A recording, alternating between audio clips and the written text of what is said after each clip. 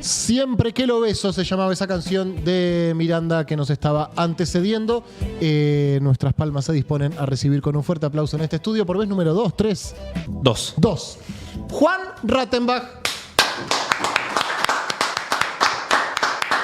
¿Qué tal, compañero? ¿Cómo andás? Bien, muy bien. Acá en esta gira malvinera que nunca termina. Bien. Ya es una decisión de vida, así que acá estamos. Acá estamos, perfecto. Te agradezco porque te habíamos cerrado para otra fecha. Sí, fue a último momento el mensaje, pero... Y a último momento lograste venir. Che, me interesa hablar de la causa Malvinas porque todos los años alguna novedad hay. Sí. Y si no hay alguna novedad, hay un público que se renueva y hay algunas aristas de esta gran causa nacional que por ahí no conoce o que no tiene presente. Me decís que estás de gira.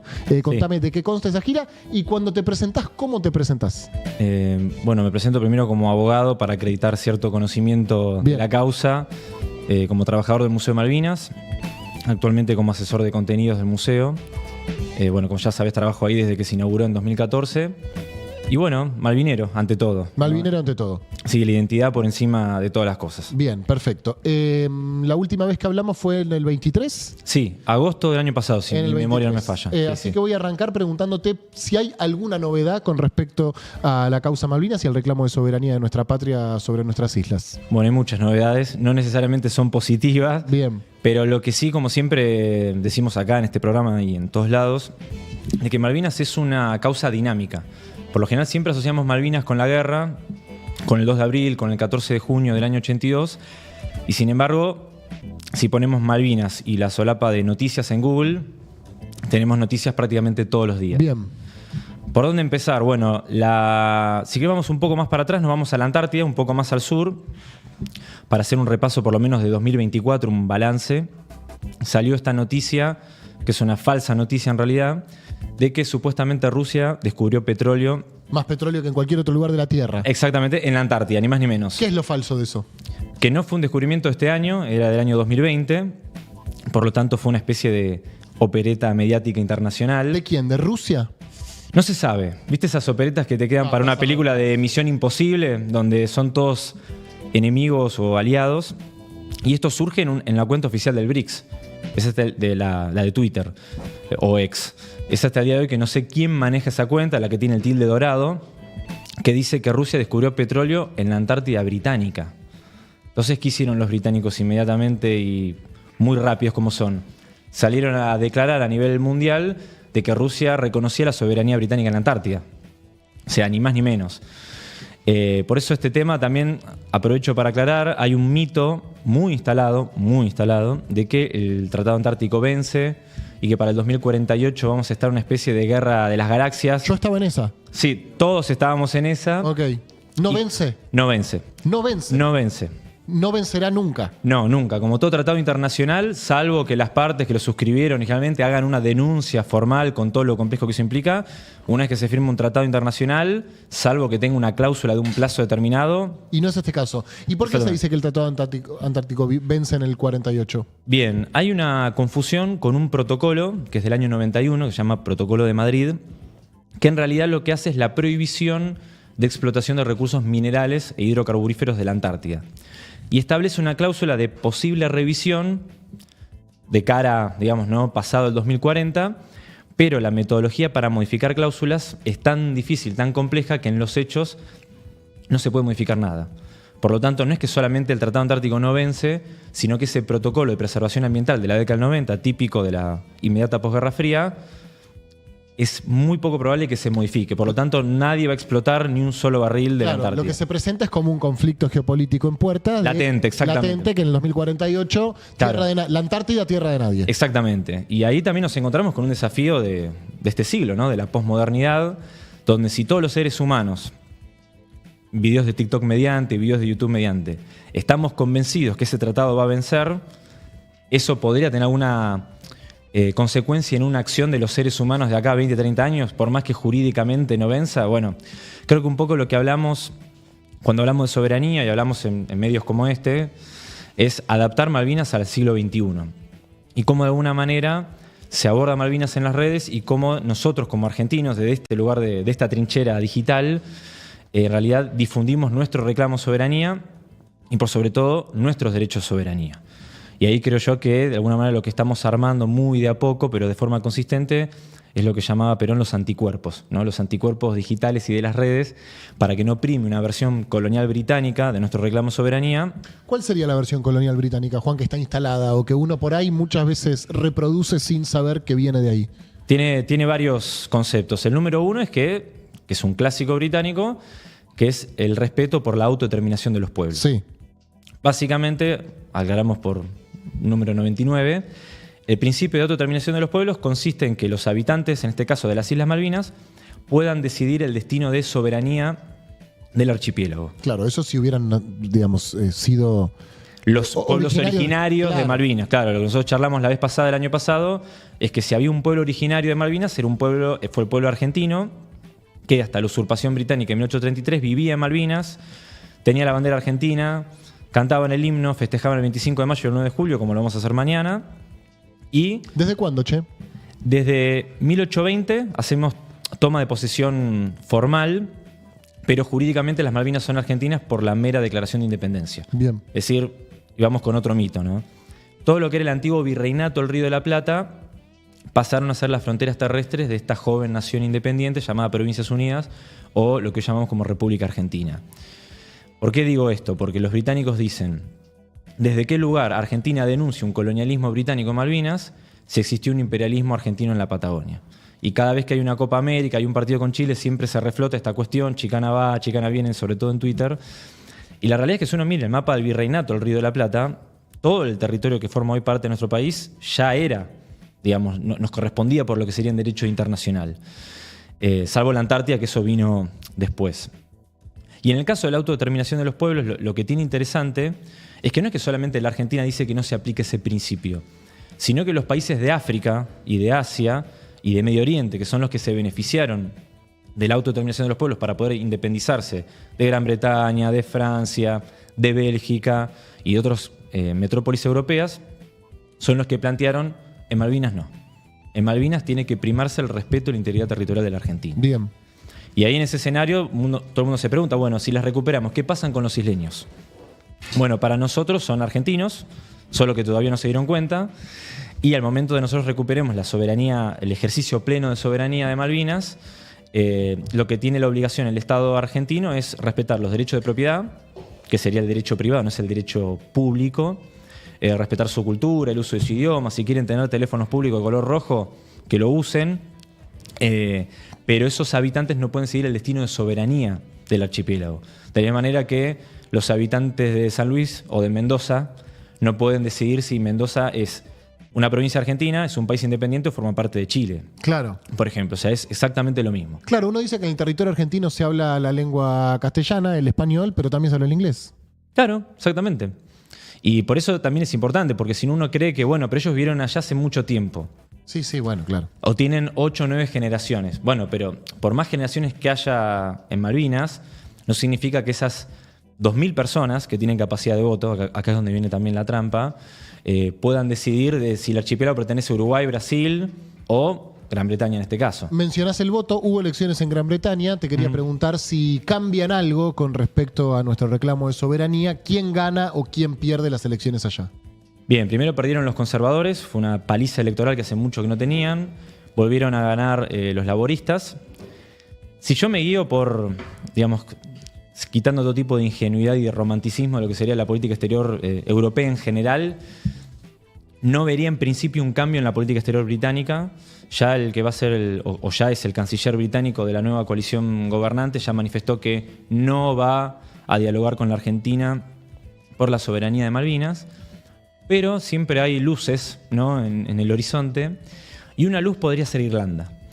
Digamos, cuando fueron las elecciones en el norte de Irlanda ganó Sinn Féin, que es como el partido nacionalista irlandés que propone la reunificación irlandesa, dato no menor, y de alguna manera nosotros estamos ante un escenario de a ver cuánto aguanta el Reino Unido como tal como lo conocemos. Si Irlanda se va a unificar, si Escocia se va a independizar. Y en ese sentido, esas discusiones internas del Reino Unido claramente benefician nuestra posición a nivel internacional. Así que yo creo sentido, veo por un lado, no veo mucho optimismo, no veo mucho cambio, pero por otro lado veo una luz al interior del Reino Unido, Claro. cómo queda parado con este cambio electoral. ¿Y hay alguna fuerza, algún sector político del Reino Unido que tenga mayor predisposición al diálogo? Sí, era la línea laborista de Jeremy Corbyn, Sí. que en algún momento lideró el Partido Sí, me Laborista y medio como que quedó en la B. Ok. Entonces, pero Pero él que decía, las Malvinas son Argentina, no. él decía que, no, tampoco tanto. Ok. Él decía que había que cumplir con lo que decía Naciones Unidas. El alineamiento de Jeremy Corbyn hacia la Argentina nace cuando fue la crisis del 2008, esa crisis que impactó de lleno en Estados Unidos, en Europa. Y claro, ante una crisis económica, Jeremy Corbyn estaba viendo ya para el año 2010-2011 que nosotros de este lado estábamos cerrando filas a nivel continental. Entonces lo que planteaba Jeremy Corbyn en su retórica era plantear a América Latina como un aliado del Reino Unido, de la Unión Europea, y una forma de no enemistarnos con América Latina es que aflojemos un toque con la cuestión de Malvinas y generar de a poco una mesa de diálogo como para empezar a hablar de este tema. El tema es que Corbyn nunca ganó, lo fueron, y bueno, hoy tenemos otros dirigentes del Partido Laborista que están con ese tema, con la línea clásica de no dialogar, no hablar de este tema. Corregime si me equivoco, quizás incurro en un error. La última vez que hablamos, el presidente era Alberto Fernández, que, al igual que todos los presidentes de la democracia, creo que salvo Macri, mencionó a la causa Malvinas en su discurso de Asunción. No recuerdo Javier Milei. Ahora uno podría decir que La Libertad Avanza, así como es Javier Milei, también es Victoria Villarruel, y ella sí es malvinera, ¿no? ¿O sí. no? ¿O no?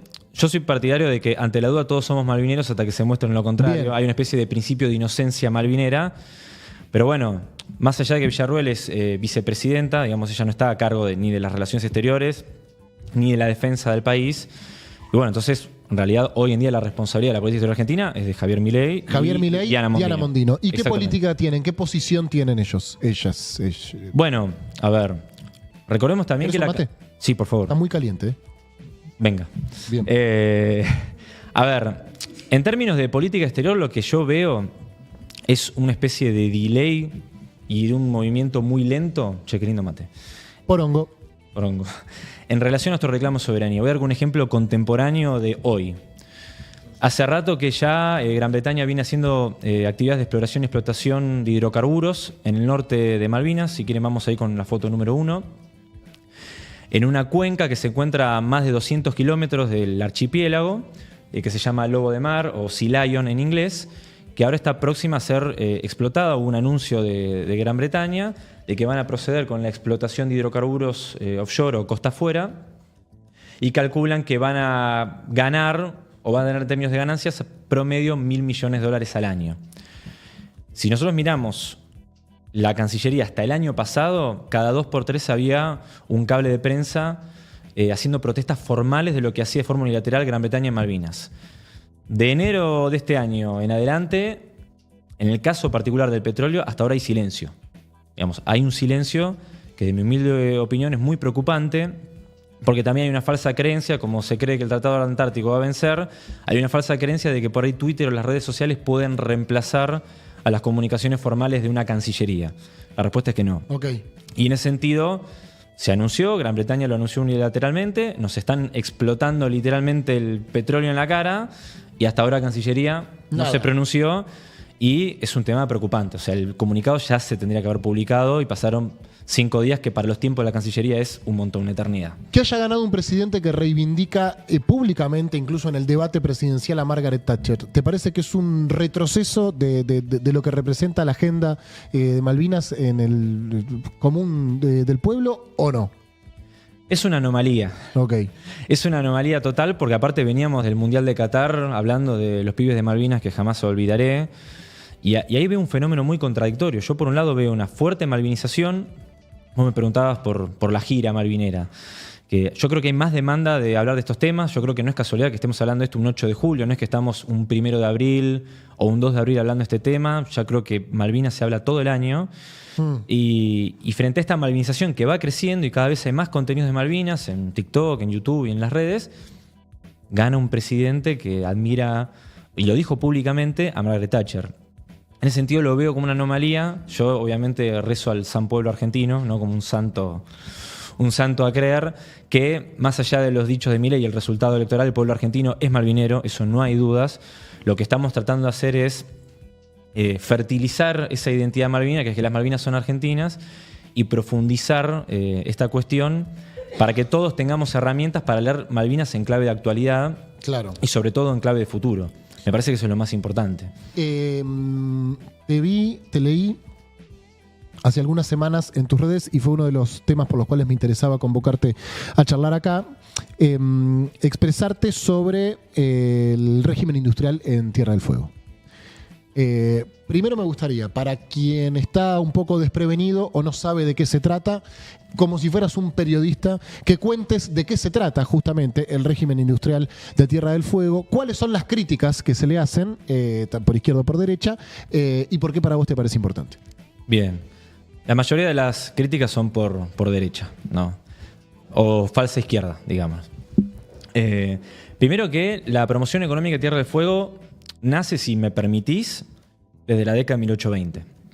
Nace la Argentina como un país independiente, ya se veía el Atlántico Sur como un espacio estratégico y que de alguna manera, como todo espacio estratégico, se veía como mecanismo de desarrollo económico que sea un espacio libre de impuestos. No solo lo que se conoce como impuestos directos, sino también incluso impuestos vinculados con la importación y exportación. Esto es un decreto que lo firma en tiempos de Dorrego como gobernador, en una época donde Tierra del Fuego era una dependencia de la Comandancia de Malvinas. O sea, hoy la lógica es medio inversa. Malvinas es una dependencia de Tierra del Fuego, Antártida, Islas del Atlántico Sur. En el siglo XIX todo dependía de Malvinas. Yendo al siglo XX, lo que tenemos es que en tiempos de Perón se declara una gran zona franca al sur del paralelo 42, es decir, de Chubut hacia la Antártida. Y después en la década del 70, años 72, detrás de eso estaba, si bien se firma en la época de la NUCE, detrás de eso estaba Perón y un militar de la Armada, un capitán de navío llamado Campos de apellido, que era un dirigente desarrollista del palo de Frondizi. Sí. La ley 19640, que después la ratifica el Congreso de la Nación en el año 74. Básicamente establece que Tierra del Fuego no va a ser una mera zona franca, sino que va a tener un área aduanera especial.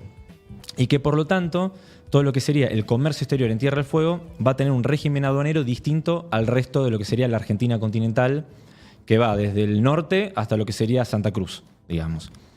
Y en ese sentido, Campos, como bien militar de la Armada, Tierra del Fuego siempre fue un espacio muy vinculado con la Armada, pero esto lo ratificó Perón como presidente ya en el 73-74, se hizo como una división dentro de la isla de cuál va a ser el perfil de desarrollo de Ushuaia y de Río Grande. Hoy, no casualmente, Río Grande fue tendencia en Twitter por el pingüino que se encontraron ahí en las calles de la ciudad, hoy se viralizó ese video. Y de alguna manera lo que se planificó fue que Ushuaia, con un desarrollo económico pensado para el turismo, cuando hablamos de turismo en Ushuaia, no hablamos solamente del Parque Nacional, sino hablamos del turismo antártico, tema de mucho interés, donde hay mucha plata de por medio, y Río Grande como una ciudad industrial. Porque además tiene un vector de competitividad importante que tiene que ver con las cuencas de petróleo en Tierra del Fuego. Entonces se buscó la industria como una rama de la economía, gran generadora de empleo. Esto se ha discutido mucho en este canal, en distintos programas de acá de Gelatina. Y de alguna manera dejar de ver a Tierra del Fuego como una especie de isla con poca población, sino a través de la industria como de alguna manera un atractivo para que argentinos de otras provincias del norte, obviamente no venían de la Antártida, decidan instalarse y laburar ahí. Exactamente, y hacer de Tierra del Fuego un estilo de vida. Y ese régimen en realidad tuvo sus idas y vueltas, nunca fue lineal, tuvo una gran caída, sobre todo en la segunda mitad de los 90, y tuvo su gran renacimiento en el siglo XXI, del 2003 al 2015, pero sobre todo del 2010 en adelante. Y hay las críticas que se dicen es que prácticamente es un régimen que beneficia, para mí es una chicana, solamente a dos empresarios, ¿no? Que sería Chernájovskij de Newsan y Nicky Caputo de Mirgor, cuando en el medio se está dejando de lado, primero, todos los empresarios que de alguna manera son proveedores o trabajan codo a codo con esas industrias instaladas en ambas ciudades, en Río Grande y en Ushuaia. Y los trabajadores. Y los trabajadores, ¿no? Y sobre todo porque además plantean de que supuestamente esta industria es deficitaria, claro, y no genera valor agregado, cuando en realidad, si se aplica la misma estructura impositiva en Tierra del Fuego, como pasaría, no sé, en la Ciudad Autónoma de Buenos Aires, no habría incentivos para instalar industrias ahí. Por lo tanto, no habría forma de recaudar si no hay actividad económica del cual cobrar impuestos. Y todo ese desarrollo económico que hay en la isla es gracias al régimen. Sin el régimen, ni siquiera tendríamos la cantidad de habitantes que tenemos hoy en día en la isla. O sea, la crítica es, ese régimen nos cuesta más dólares de los que produce. Supuestamente. Que es el Estado que se abstiene de recaudar impuestos a determinadas actividades, sobre todo de lo que sería la importación de insumos, para que después se produzca a nivel industrial. Ahora, no es que se producen bienes finales que no generan empleo, se importan insumos para producción industrial. Y acá lo que no se ve, quienes lo critican, tienen una tendencia compulsiva a omitir la existencia del Reino Unido de Gran Bretaña. Como que no existe. Los detractores de este régimen tienen una alergia, por decirlo de forma muy educada, a hablar de la ocupación británica de Malvinas, tienen una alergia a la hora de hablar de la Antártida y todo lo que eso implica, porque cuando nos vamos a los orígenes de este régimen de promoción industrial, tenía una mirada geopolítica. Claro. Perón era militar, Campos era militar. Se sabe muy bien Poblar esa zona de la Argentina. Sí, y además pensar el desarrollo económico, repito, el turismo de Ushuaia y la industria en Río Grande como dos elementos para abrazar ante una hipotética, y que en la década del 70 era cuasi inminente, recuperación de soberanía de Malvinas. ¿Cómo va a ser Malvinas bajo ejercicio pleno de soberanía argentina? Y ahí es donde entra el turismo antártico. De hecho, en la década del 70 se proponía desde el Estado Nacional a los recién casados no festejar la luna de miel en Cancún o en Miami, sino ir un crucero que salía de Ushuaia, iba a Malvinas y después iba a la Antártida y volvía a Ushuaia. Es decir, la economía también como un instrumento de recuperación de soberanía y pensar a Río Grande como la gran proveedora de bienes y servicios, en este caso a los isleños. Sin ir más lejos, y con esto redondeo, en la década del 70 se instala YPF Malvinas, 10 años antes de la Guerra de Malvinas. ¿Qué se instala? Una estación de YPF, estación Antares, porque pensemos la situación de insularidad, tanto en Tierra del Fuego como en Malvinas. Necesitamos combustible para un auto y bueno, tenemos que importarlo. Ahora, no es lo mismo traerlo de una petrolera británica, que está a más de 12.000 kilómetros de distancia, que tener la provisión de combustible de Río Grande, Tierra del Fuego. Abarata necesariamente la logística, los costos, y se instala YPF en lo que conocemos como Puerto Argentino desde Río Grande. Así que el vínculo, medio de pinzas, entre turismo y la industria, como una forma de sentar las bases de nuestra recuperación de soberanía en Malvinas. Uno de los 5 gobernadores que no asisten hoy al Pacto de Mayo es justamente el gobernador de Tierra del Fuego. ¿Cómo tomas este anuncio? Bueno, yo creo que hay una coherencia, porque de alguna manera el gobernador de Tierra del Fuego, Antártida e Islas del Atlántico Sur, por definición, no puede estar ajeno ni a la defensa de la industria fueguina, ni a la defensa del reclamo de soberanía por Malvinas. Yo lo que de alguna manera veo entre las últimas negociaciones con la ley bases e incluso la designación reciente de Sturzenegger como transformación del Estado y desregulación, hay una ventana jurídica, veamos si se ejecuta o no, de que vaya en detrimento, digamos, del régimen de Tierra del Fuego, sumado a que, repito, estos silencios de la Cancillería, que de mi humilde opinión son tan caras para nuestro reclamo de soberanía, porque Malvinas es una causa del pueblo argentino. No podemos aplicar la grieta a Malvinas o a la Antártida. Se supone que tenemos que tener acuerdo con esto y de alguna manera creo yo que es un gesto de alguna manera en respuesta a esas dos cuestiones en particular. Che, Juan, ¿qué potencias o qué países con peso en la política internacional acompañan el reclamo de soberanía argentina sobre las Islas Malvinas? Bien, a nivel ¿Uno internacional... podría decir que Rusia y China nos apoyan o no? Sí, 100%. 100%. Sí, no fue siempre así. Eso fue un logro del año 2014 y del 2015. En el año 82 fueron neutrales. Parte del desenlace de la guerra también, si se quiere, se debe a la neutralidad de China y de la Unión Soviética en ese momento. Y a ¿Por partir, qué fue neutral la Unión Soviética? básicamente se abstuvo en Naciones Unidas y, en realidad es abrir un paréntesis histórico, pero básicamente, en resumidas cuentas, la Junta Militar, que también tenía sus internas, cuando asume Galtieri quiso dar un perfil más occidentalista, coincidiendo con la asunción de Reagan, y los vínculos comerciales que había tenido con la Unión Soviética, que beneficiaba principalmente a la sociedad rural porque era una exportación de trigo en tiempos de Martínez de Oz, como que enfrió un poco el vínculo con la Unión Soviética, apostó sus fichas a Estados Unidos y claro, para cuando llegó cuando las papas quemaron en abril del año 82, la Unión Soviética se desentendió. Y en el caso de China, la neutralidad de China fue la precuela para que después, en el año 84, China pudiera negociar con Gran Bretaña la devolución de Hong Kong. Ok. O sea que de alguna manera, si hoy flamea la bandera china en Hong Kong, indirectamente tuvo que ver con la guerra de Malvinas del año 82. Y esos dos países, entre 2014 y 2015, ya rompieron la neutralidad, ya no son como equidistantes y dicen que las Malvinas son argentinas, con prácticamente la totalidad del planeta Tierra. Los países que no dicen que las Malvinas son argentinas son, entre comillas, neutrales. Estados Unidos, Canadá, Australia, Nueva Zelanda. O sea, no es que dicen las Malvinas no son argentinas, sino que dicen yo no me meto en este quilombo. Exactamente. El único país que dice que las Malvinas no son argentinas o son británicas es el Reino Unido de Gran Bretaña. Nadie más. Bien. Así que, por eso, cuando fue... No ha logrado construir, quizás no le hizo falta, porque bueno, lo logró construir militarmente, no lo sé, pero no ha logrado construir a través de su diplomacia Gran Bretaña ningún apoyo. No, o sea, en términos formales, jurídicos, ninguno. ¿Tiene otro enclave colonial el Reino Unido de Gran Bretaña? Uf, un montón. ¿Actualmente? Sí. ¿Cuál? Los que están tramitando en el Comité de Descolonización tenemos, por ejemplo, la Isla Ascensión y Santa Elena, Tristán da Cunha. Después hay un problema muy fuerte en el Océano Índico, que es el archipiélago de Chagos, que le pertenece a la República de Mauricio. Para quienes no conocen, hay una república que se llama Mauricio, que... Cuando fue la descolonización de esa antigua colonia británica, los británicos dijeron, bueno, a partir de ahora son un país independiente, pero nos quedamos con este archipiélago. ¿Cuál es el objetivo de ese archipiélago en el Índico?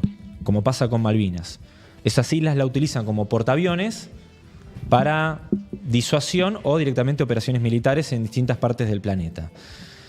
Esto fue a la Corte Internacional de Justicia, que falló a favor de la República de Mauricio, y Gran Bretaña está obligada a devolver el archipiélago de Chagos a Mauricio, pero nada es gratis en la vida. En Chagos hay una base estadounidense.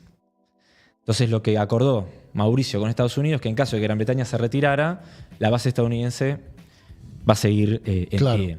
Acá lo interesante de ese caso en particular, que Gran Bretaña, para no devolver ese archipiélago, que además desalojó a los pueblos originarios de Chagos, pretendió declararlo como una reserva natural de preservación ambiental para que los chagosianos y el reclamo de Mauricio nunca pudiera acceder, pretendiendo convencer sobre todo a los países europeos de, miren, estamos cuidando el medio ambiente.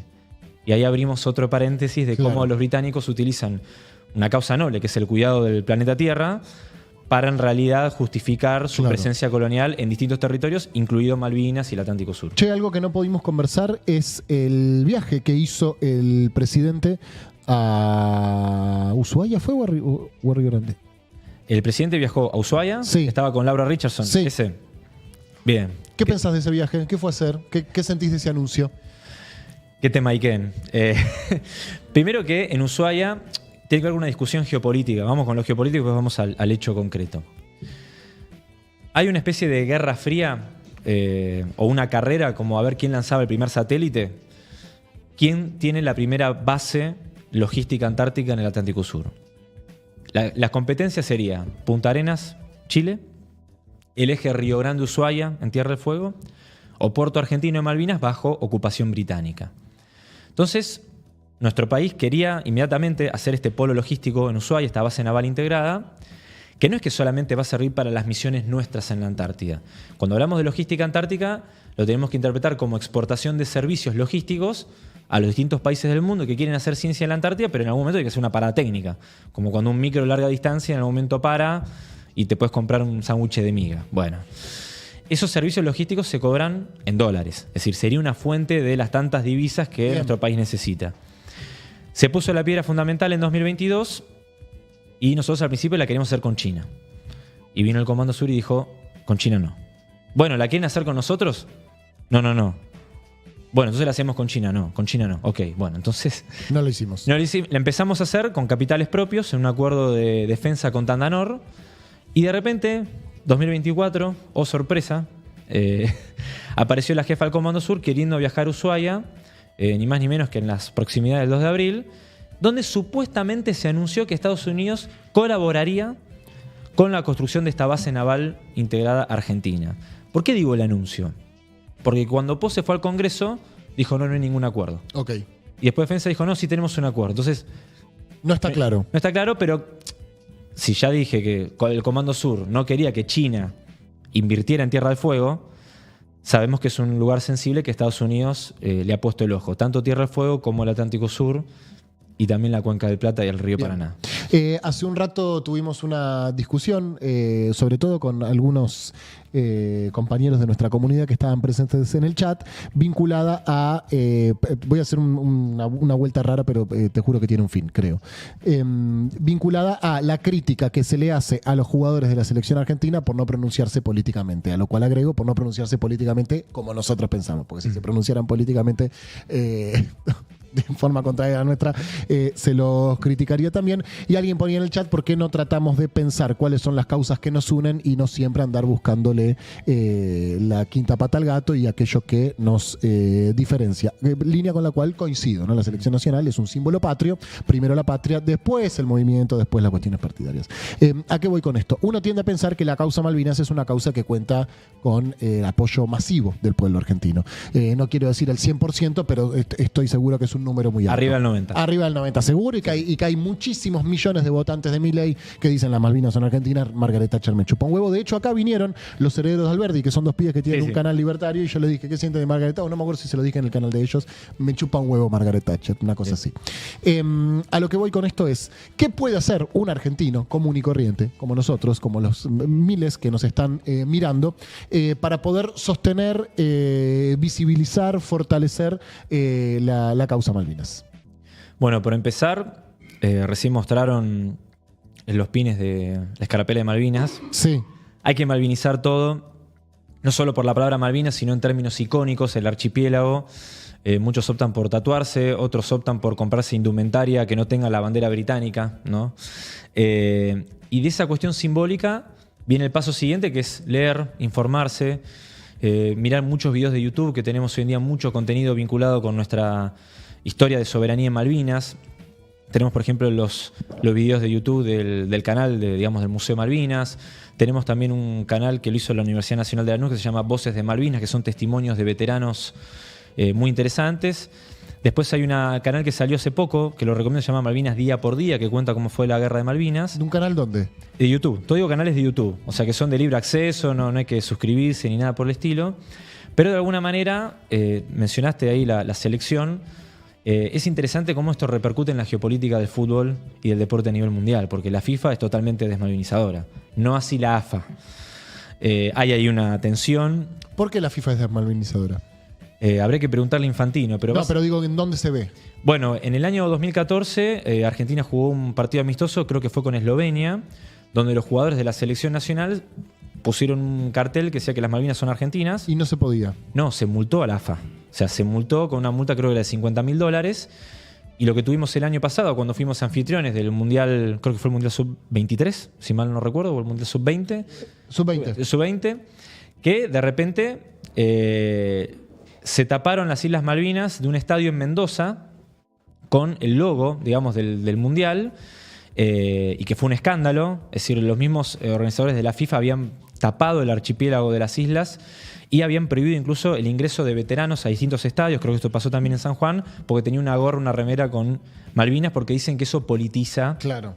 Y que puede herir susceptibilidades británicas. Claro. ¿No? Y sin embargo, la FIFA, a la hora de defender la integridad territorial de Ucrania, no dudó. Ahora, el estadio no se llama Islas Malvinas, el estadio de Mendoza. Y le tuvieron que cambiar el nombre. Claro. Malvinas Argentinas. Exactamente. Le pusieron Estadio Mendoza. Mirá. Entonces, ahí también tenemos, y por eso me pareció muy valioso que los jugadores de la selección sigan cantando el tema de Muchachos. Claro. Entonces. Y en la nueva también se nombra Malvinas. En la nueva esta ganar otra copa con Leo también se habla de Malvinas. De los pibes de Malvinas del cielo, creo que dice. Exactamente. Entonces creo que para mí ese es el camino. No cansarnos de hablar de Malvinas todo el año. Es algo que ya se está dando. Sí. Y para redondear, lo que estoy viendo es muchas actividades a nivel local. Veo que hay una sublevación malvinera a escala municipal, donde los propios vecinos se están convocando a armar actividades de Malvinas en distintos monumentos o para escuchar a sus vecinos veteranos. Y creo que no es casualidad que la semana pasada la Federación Argentina de Municipios inauguró una Secretaría de Malvinas, que lo nombraron al intendente Río Grande Martín Pérez como secretario de esta nueva instancia, porque de alguna manera algo está pasando, hay algo ahí que de abajo para arriba, como se dice, desde las ciudades, de los municipios, se está empezando a poner Malvinas en agenda y hay una movilización que está de a poco temblándola a nivel nacional. Me parece importante esto que decís de no hablar de Malvinas solamente el 2 de abril, que sea una causa durante todo el año. Si algo de lo que conversamos les pareció interesante, estaría bueno que lo compartan, que lo difundan. Lo último que te quiero preguntar es si se puede viajar a Malvinas. Si cualquier argentino, si cuenta con los recursos económicos para hacerlo, puede ir y conocer nuestras islas. Sí, yo diría que es un derecho y también de alguna manera una obligación. Podemos viajar a Malvinas, el único inconveniente es que nos piden pasaporte y nos sellan pasaporte en tierra nuestra, pero no hay que hacer un visado, no hay que hacer un trámite previo, más que tener asegurado el alojamiento. No vaya a ser que nos quedemos ahí de por vida, claro, que es lo que los británicos quieren evitar en ese control demográfico que hacen en Malvinas. Y ahí lo que recomiendo es, si viajan a Malvinas, o si están por viajar a otra latitud lejana, vayan a Malvinas, que forma parte de nuestro país, y obviamente prepárense también emocionalmente porque es un viaje tipo serrucho. Se pasa de la adrenalina a la emoción. Me imagino. Sin escalas, pero es algo hermoso y es una experiencia única. Yo lo vi, no sé si se puede mostrar, no sé si vos lo querés mostrar, pero en tu Instagram no se puede, ¿no? No, porque lo tenés cerrado. En tu Instagram subiste un video tuyo en las playas de Malvinas. Sí. Que es una cosa que no se puede creer realmente. Sí, parece el Caribe. El Caribe, boludo. Sí. El Caribe. Sí, esas playas se llaman ahí en inglés Gypsy Cove, que es una de las playas donde fue el desembarco argentino el 2 de abril. Esas playas hermosas que... Hermosas. Sí, increíbles. Bueno. Agua transparente, arena blanca. Y recién se pueden acceder desde el año 2020, que terminó el proceso de desminado, digamos, ¿no? De esas playas antes no se podía acceder. Y la verdad que, bueno... Yo pensé que me iba a tocar unas Malvinas nubladas y brumosas y me tocaron días soleados. De hecho, me tuve que poner protector solar porque realmente estaba muy picante el sol en Malvinas. Y ese día que me metí en el mar de Malvinas hacía 18 grados. Impresionante. No, increíble. Y creo que fue el mejor momento del viaje, fue sentir esa agua fría y decir... Qué país del carajo que tenemos, estamos en el mejor país del mundo, esto es nuestro, y la verdad que fue increíble. Y si nos faltaba algo, playas caribeñas. Sí, caribeñas, frías pero caribeñas. Frías pero caribeñas, claro, exactamente. Juan, querido, siempre un placer hablar con vos, te voy a volver a invitar el año que viene, y el próximo y el otro, ojalá siempre tengas ganas. Bueno, siempre a disposición, así que gracias Pepe por la invitación. No hay de qué. Acabamos de hablar con Juan Rattenbach y compartimos unos mates riquísimos. ¿Estaba bueno el mate? Riquísimos. Buenísimo, con yerba porongo, yerba orgánica que no usa ningún tipo de agroquímico en su elaboración, así que muchas gracias Porongo por acompañarnos en estas conversaciones. Amigos, amigas, ha llegado al final este programa del lunes 8 de julio, mañana 9 de julio, fecha patria, Día de la Independencia. Nosotros nos tomamos el feriado y no haremos el programa, descansamos, haremos asado y miraremos a la selección. Que descansen, que tengan un buen lunes en caso de que eso sea posible. ¿Querés decir algo más? Viva la patria. Viva la patria. Chau.